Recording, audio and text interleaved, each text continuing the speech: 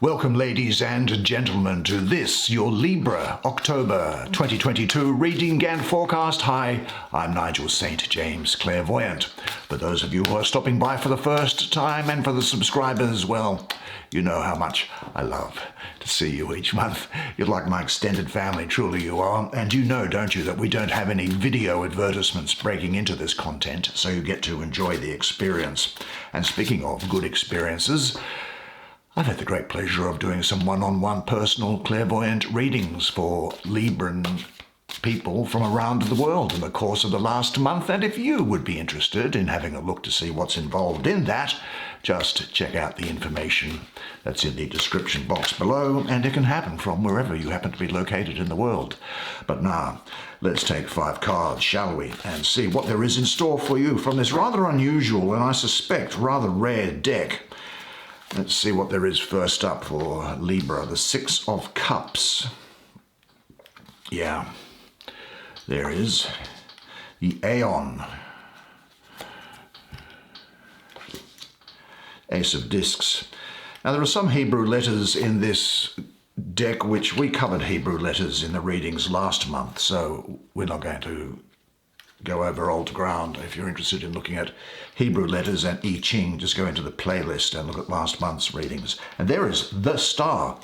Now, I'm going to make a border of the backs of these cards for your reading because they're really interesting and quite trippy. So why don't you come down now? Sit down here next to me. We'll have a good close look at the imagery on these cards together while I do the reading for you. I think you can see those. This is what the back of the card looks like, incidentally. Quite unusual, isn't it? Well, let's see what we might start with. This one, the major arcana of the star for you. Now, this is really the card of the energy of Aquarius, and like the water bearer, she is depicted pouring ethereal waters from a vessel. Now, most representations of the star, as you will have probably have seen, have Our Lady of the Stars here bearing 2 cups, one of gold and one of silver.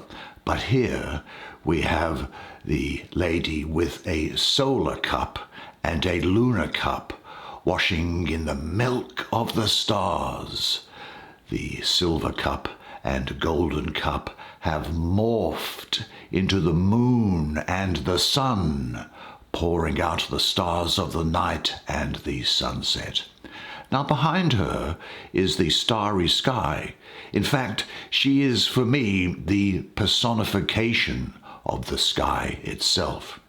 A large 7-pointed star that you can see there, that's in the background, surrounded by 7 more stars around there, which represent the classical planets. You know, all those planets, the sun and the moon, before Uranus, Neptune, and Pluto were discovered. Now, from this central star, an infinite spiral of stars unfolds against a geometric sky, the unfolding of a set of infinite universes. The 7-pointed star is the star of Venus, or maybe also the star of Babylon. So now we have here Saturn ruling Aquarius with Neptune exalted.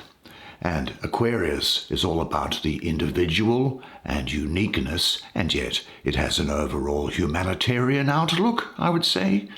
Well, the star shares these qualities in that it is trying to remind you about the divinity and uniqueness within you, while encouraging you to become a conduit for bringing down your highest potential. This is a time of great inspiration, of crystallization of ideas, notwithstanding this thing which I'll get to here, which is being beaten up by the other cards. This is also about you almost radiating, being magnetic, having a clear vision and a trust in the self, and connecting to universal intelligence. There's hope happiness, opportunities, and optimism here. Cosmic blessings, I would say, and help in all forms. A new crystal clear vision lends form and purpose to that which only a moment ago was just a vague impression. You gain a more penetrating view into the boundless potential of your development. The power of inspiration you receive gives wings to your soul and lets the apparently impossible become manifest in marvelous ways. I think that you are being fulfilled and inspired by life, and it is a reminder to follow your dreams that give you the most inspiration. Be open to love and trust creation and what it brings. Encouragement, I think, is now being given that you have had some testing times, haven't you, in the past? And now it's time to move forward with renewed hope and live an inspired life that you can express yourself fully in. Let your star rise and stay in contact with the earth, though.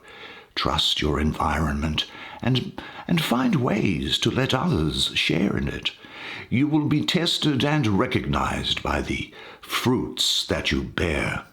Ask yourself this question, though. Are you totally fulfilled in your present area of work? Check to see if you are doing everything possible to bring your ideas to fruition, and say to yourself, I am a radiant light being. I am a star that walks upon a bigger star. I see what can be of benefit to people around me. My creative powers of imagination and my connection to all-encompassing consciousness show me the way to realize my ideas. Well, where shall we go to next? Well, seeing as we did that major arcana, why don't we do this major arcana as well, hey? This is the Aeon. And let's have a look. Oh, what have you got here, Aeon? What have you got to tell my friend here? Well, the beginning of the solar cycle is 0 degrees in Aries. And in the foreground are 2 plinths. You see them here? There's 1 and there's 2, dark and red. Red for Aries. The left represents the tail end of Pisces, is what I think, and the right has the start of Aries with a sprouting seed. Now, the perspective of this card, I think, is intended to put you in the picture as if standing before the vessel here, and it looks to me like that at the edge of it, if you look into the center there, just outside the frame, you'll see a small circle. And that small circle is the sign of the spirit. This is you. This is the point in the center of the circle, the flame that burns in the heart of every person and in the core of every star. Now, in the background here, you can see these colors, the gold and the red. That is the morning sun rising on a solstice, I would say, through the monument of Stonehenge. You'll be familiar with that Stonehenge monument in England. And it lights the crucible. Stonehenge is an ancient monument, and it has been considered a solar clock for determining the cycle of eclipses measured by the phases of the moon, which are then marked out by, I think it was 56 holes. Now, these lunar phases are also shown superimposed on the sky as a comet streaks by on its own cycle of passage. Now, this is a time, I think, where there is going to be because of how it's placed above the star and that energy that's there, this is the time when I think a major decision is going to be made that's going to have an impact on your life, such as a lifestyle change or a job change. But these are positive experiences. life-changing experiences can come about at this time. I think it's also time for you to move on anyway after having seen the bigger picture. Take time out to see the big picture. I feel that this is a natural period of growth and shedding of things and people which no longer serve you. You'll be highly discriminating, choosing between this and that person and this person. Now, I have to say, you will also be open to criticism and you won't take it personally, and you will engage, I think, in some critical self-analysis of your own. There's closure here, resolution. Something is going to be brought to an end, and then there's going to be definite action taken as a result. You know that all-encompassing insight cannot be achieved solely through the mind. Body, spirit, and soul are drawn into the process of forming your judgment, and during this process you will instinctively move towards that which will support your blossoming, and move away from that which will offer no help. You are being challenged, I think, to drop your worm's eye view, to see things from a higher plane. When you have recognized greater time spans and other contexts, which you are increasingly ready to do, I might say, you will then tend more and more to observe things in their beingness, to see free from evaluations. Which methods will you use to gain deeper insight and greater wisdom? Say this to yourself: I observe people and situations objectively and fairly.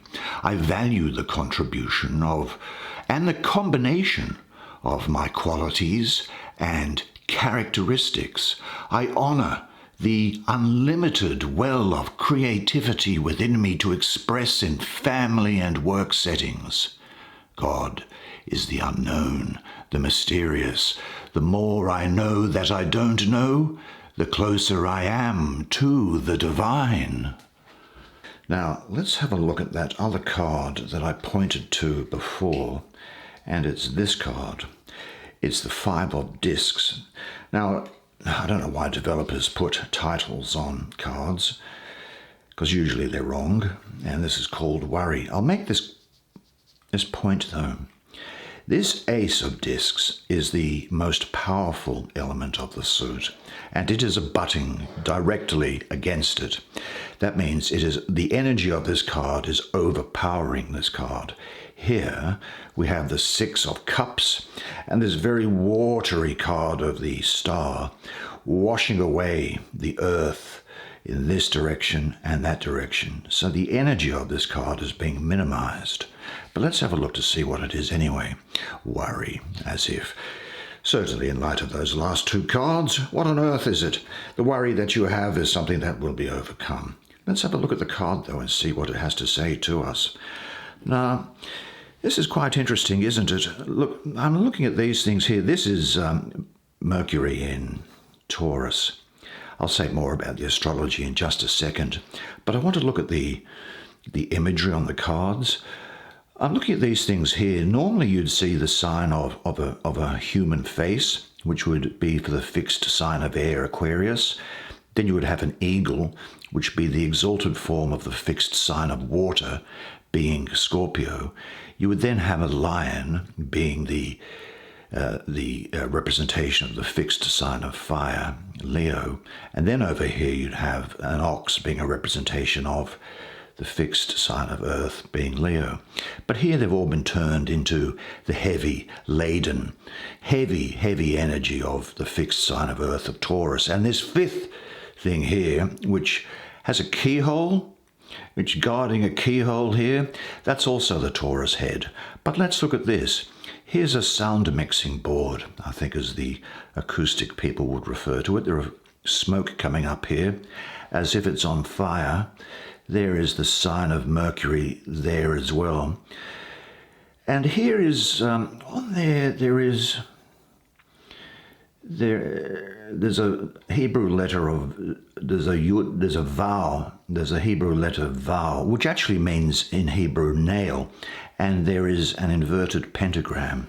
The inverted pentagram for me is a sign of Mars, which is also reflected in this red color, I would suggest, which can be unstable. It can produce instability of thought, or it can become quite one-directional, and not that one direction, fortunately. Now, let's have a look at this. Now, here is a nail that's holding these records together. Now, they're not vinyl, but they're stone, and this broken record, which is down here, ready to be replaced by these four, is where you keep going around and around and around in the same rut. And if this one happens to break off, the next one's going to come around, bringing you around and around and around again as well. Now, these elephants here are symbols of strength. And this fifth element here, the elephant, for the 5, I also have 5 associated with Mars in the numerology, mystically, I have to say. But this elephant here holds the key. And so if you turn around, there is a way out. I'm also looking at this table here. It's almost reminiscent of the magician's table, isn't it? We have the discs, or the earth, and we have this thing standing up, this caduceus, which is wand. What we are missing is emotion. And what we are missing is swords for intellect. So there's an emotional rut, in a way, being formed, but obviously only for a short period of time. Now, this is, as the card does say, and I'll go along with the astrology of the card, Mercury ruling what I would call, anyway, the first decan of Taurus, being the 20th to the 30th of April.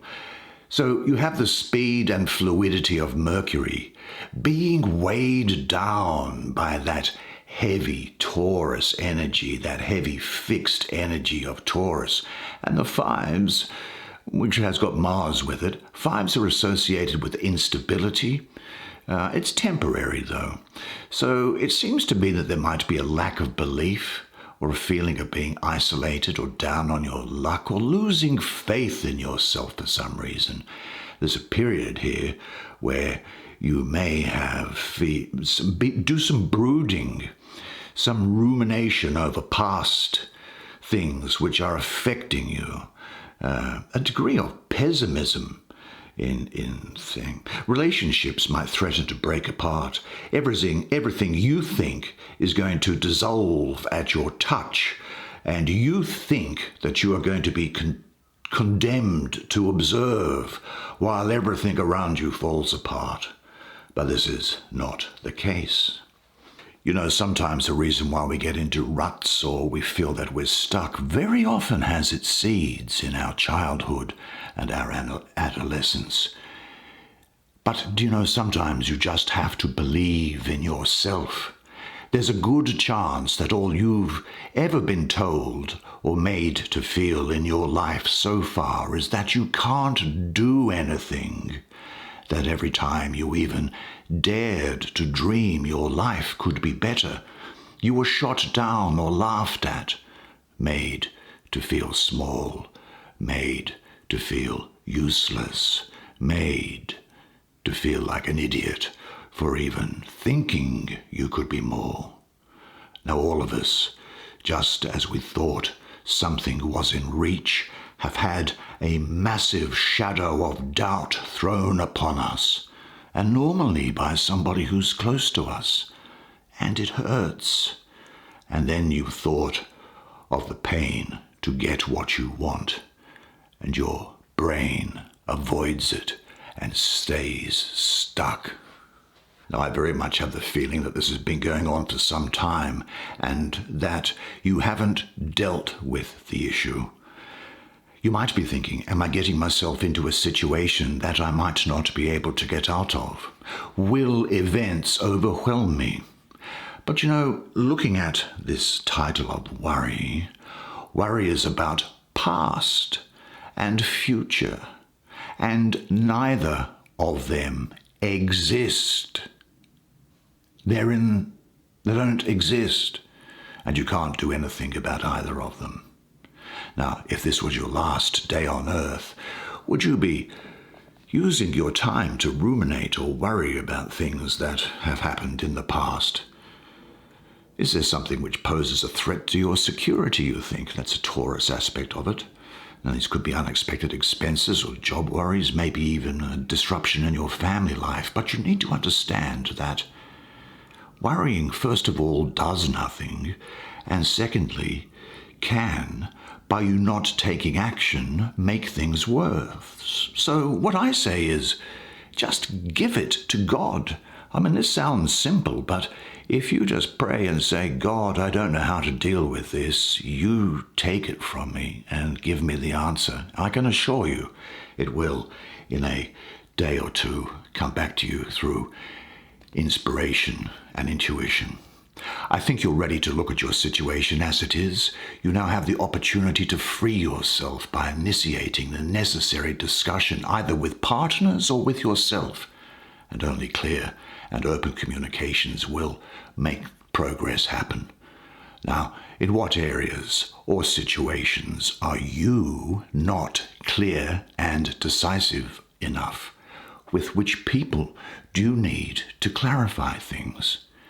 Say to yourself, I am now straightening out my life. I am ready to look at my life as it is and trust in the process of resolving my fears, because these other cards here, these two, they tell you what great things are in store, as does this. Let's look quickly at the image here. Well, look, it's quite straightforward, I think. I'm looking at this Egyptian person. It's an embryo that's within it. So what we're talking about here is potential within this blue egg. That is, in these geometric designs, all of which talk about infinity, possibility, things to happen, floating on the Nile. And there is a Nile crocodile inside of it. Look, incidentally, I think that Taurus, Gemini, and Aries may well be important to you at this time. This is talking of inner and outer riches for you and of great success. Unification of the body and soul, of material and spirit, of heaven and earth, of wholeness. There is the beginning now of something that is tangible. There's the beginning of prosperity and growth and material abundance. Finances are starting to improve. You've got great good luck, and it's possible there could be some unexpected money coming your way. You'll have a deep well of grounded, practical, organizational ability for the next year. Now understand that there is nothing you cannot be, there is nothing you cannot do, there is nothing you cannot have. You are the most magnificent, the most remarkable, the most splendid being God has ever created. For who could reject such wondrous magnificence? But you do not know who you are, and you think you are a great deal less. You are your own rule maker, and you are the only one who can assess how you are doing. Now all you see in the world is your idea about it. Life will take off for you when you choose for it to. An idea becomes a thought becomes a word. Say it out loud. Words have power, and a word becomes an action. And if you're going to do it, then start and go all the way. Seize the opportunity in front of you now. Rejoice in it, and let no power on earth take it from you. That takes us finally, I think, to this card, which is the Six of Cups. Now, the card developer has said the Sun in Scorpio. Incidentally, I have a mystical association with the Sun connected with the number 6 as well. Now, cups, of course, water. Here is the sea. We see the 6 cups here in the shape of the in the shape of the symbol for water, and the eagle flying up here. That is the most exalted form of Scorpio, and is usually denotes great success. And in this sun here, there is a reflection of the sun as well. Now, this is the sun ruling Scorpio, And I would say it's the second decan of Scorpio, which is the 3rd to the 12th of November.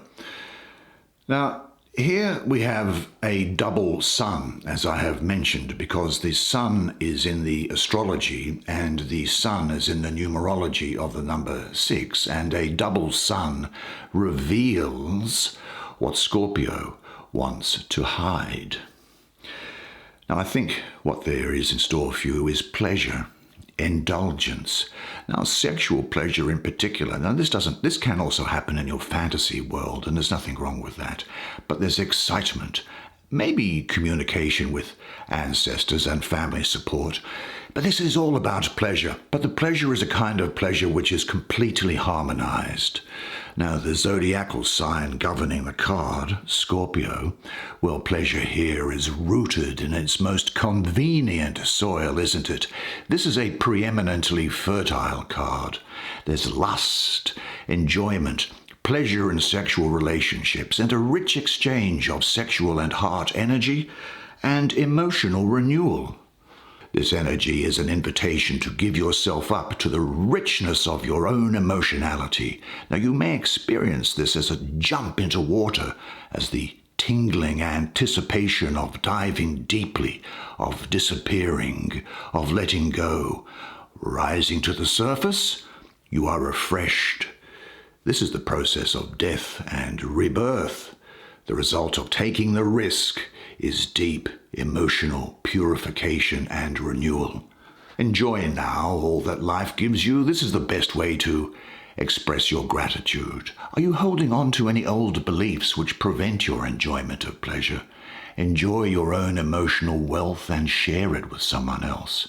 And say this to yourself: I am now ready and open to a partner with whom I can share the joys of love on all levels. Great spread of cards for you. Good job, you. Well, what an absolutely fantastic reading for you for this month of October. I hope you enjoyed the experience as much as I enjoyed providing it to you. You know, it's great. I love doing your readings for you each month. I really do, and I love it when you come by and stop by and have a look at it. It's good. It really makes me feel great. Now, one thing to remember, of course, is this: that until I see you again, remember that you are a legend, and I look forward to seeing you again next month. And until then, it's bye for now.